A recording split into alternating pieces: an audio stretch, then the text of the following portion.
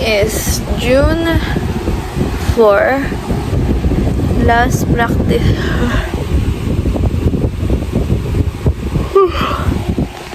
Last practice na naman ngayon for graduation ay imposition of stone. Recognition wala. Isang beses lang kami nag-practice na kasi easy lang naman. Uy! So, sa January 5, sabihin ko na ngayon. Kasi para din naman ito. January 5, ang Thanksgiving Mass at imposition of stone at class picture. Which is tomorrow. Start yun ng 7 to 12. Yun ang nakalagay sa schedule. Then January 6 is recognition. Yun ata. Yun ay, I think, 1 to 5 p.m. Tapos January 7, yung official graduation ko. Kagadito ako eh!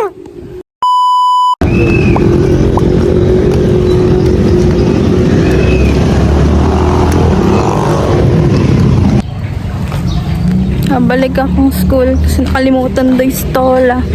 Ngayon lang dumating. Kala nasa bakin na ako. Nabagalan ko lang. Ang haggard ka na. Parang cute ng ano.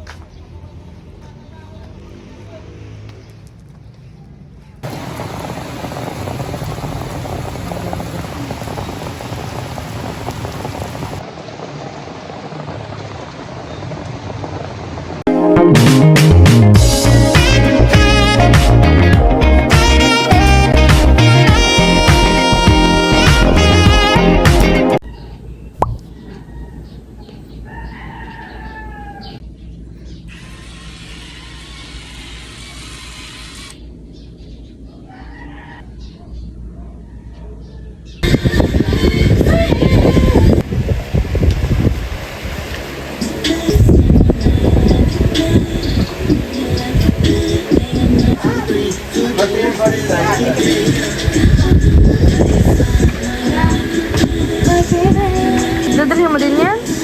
Alin? Yung bag mo? Oo. Ang dami mo naman dala. Ay, huwag ka na ba namang dala? Ay, pwede mo naman ilagay yan sa ano mo, paper bag. Baka lang naiwan. Get YouTube Music Radio.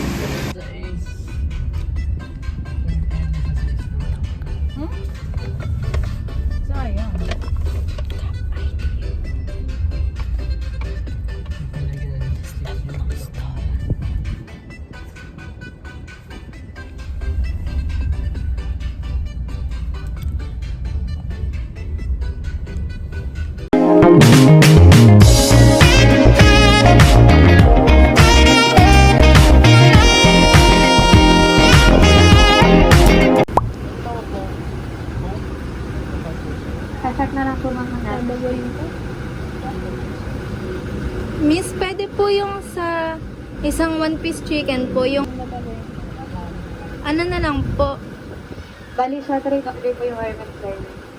Po? Hindi po siya pwedeng i-ano sa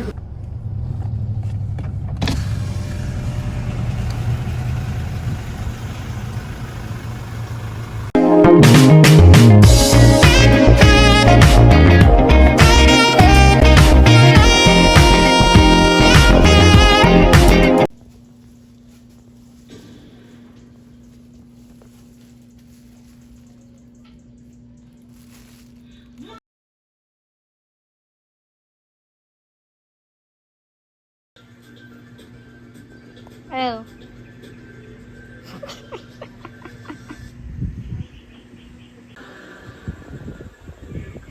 May kulay ba? No, you didn't. Look, but when I had money, I did lots of those in It's my black. and then I gave up my money, and now I'm alone and living with my friends, and somebody else should probably go up now. Wait, relationships aren't about money. It's about having things in common. And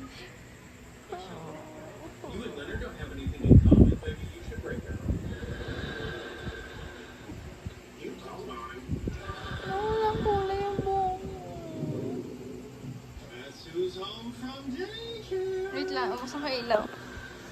It's Hallie. Okay. Let somebody else put an X on the bottom of their kid's foot. You realize they called when you took her. It is black. This is home from the aquarium. Dapat ka, patayin mo na sa harapan ng electric fan. To go, you're welcome. Now, when you were alam mo actually naman your mapatayo. friendship group, I thought you were great, but oh my god, you were so dominated by your parents. Yeah, that used to drive me nuts. He's kind of a mama's boy. Kind of. Oh, okay, that's enough. Madam loving son. Can I just say something? Going out with Raj was one of the best things that ever happened to me. Yes, I'll take you back. Let me finish.